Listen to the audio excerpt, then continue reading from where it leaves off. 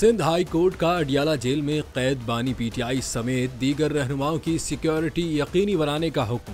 Chief justice Sindh high court Aqeel Ahmed Abbasi ने बानी PTI को सिक्योरिटी फराहम करने के लिए दायर दरखास्त की समाअत की, जिसके दौरान वफाकी वजारत दाखिला की जानिब से जवाब जमा कराया गया। दरखास्त गुजार के वकील को वजारत दाखिला के जवाब की कॉपी फराहम कर दी गई। अदालत ने वफाकी वजारत दाखिला के जवाब को अदालती रिकॉर्ड का हिस्सा भी बना लिया। अदालत ने बानी पीटीआई समेत दीगर की सिक्योरिटी यकीनी बनाने का हुक्म देते हुए कहा कि वफाकी हुकूमत जेल की सिक्योरिटी का मुसलसल जायजा लेती रही है। अगर जरूरी हो तो मुतल्लिका हुकाम जेल के अंदर और बाहर सिक्योरिटी बढ़ाएं। दरखास्त गुजार को मजीद खदशात हैं तो मुतल्लिका फोरम से रुजू कर सकता है। जवाब में कहा गया है कि सिक्योरिटी फराहमी हुकूमत की जिम्मेदारी है। जस्टिस अकील अब्बासी ने दरखास्त गुजार से कहा कि आपकी लीगल टीम को चाहिए कि सही जगह जाकर दरखास्त दायर करें।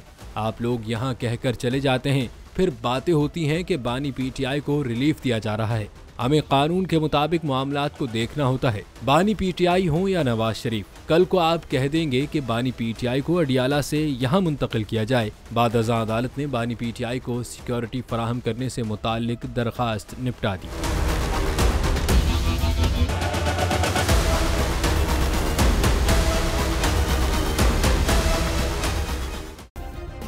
सब्सक्राइब करें और बेल दबाएं ताकि कोई खबर रह न जाए।